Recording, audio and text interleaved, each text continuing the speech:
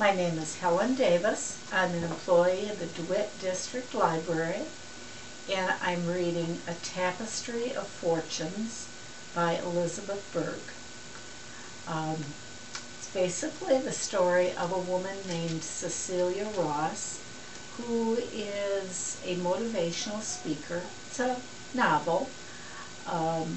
It begins on a sad note with the death of a very close friend and neighbor, but they'd spent so much time together, and it was such a wrenching change in Cecilia's life that it prompted her to make some changes in her life.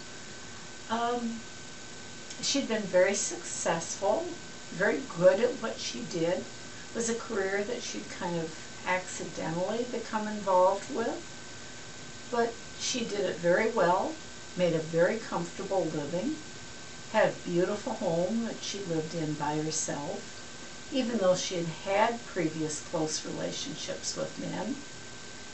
But she decided that it was now time to change her life. She did what a lot of people dream of doing, but very few don't really have the courage or the wherewithal to do what she did. She quit her job and sold her house. Everything fell into place all at once. A buyer came along who even wanted to buy her house furnishings. So she was very easily able to slide out of her old life. And by another chance, she found an opportunity to rent a house, a room in a house shared by 3 other women.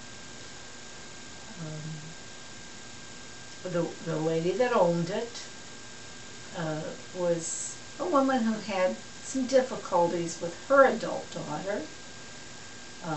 One of the other women was a wonderful cook, true gourmet cook with a real cooking career, but she was working for a very objectionable boss. The other young lady had made some mistakes early in her life and still had to find a way to correct them.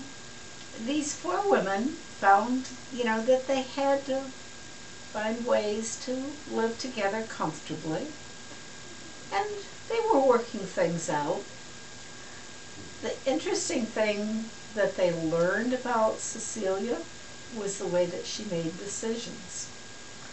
As a young girl, she'd been to a fortune teller, and she kind of believed in the fortune that had been cast for her. This led to her, all of her adult life, she kept a magic box with a lot of the different little tools for forecasting the future. Whenever she had to make a decision, she pulled the things out.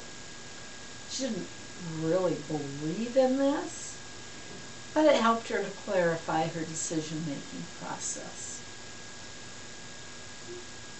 Each of the other 3 women, as they became to know Cecilia a little better, started using these tools with her.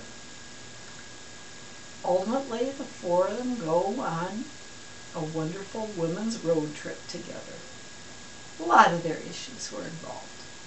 It's a real women's feel-good book.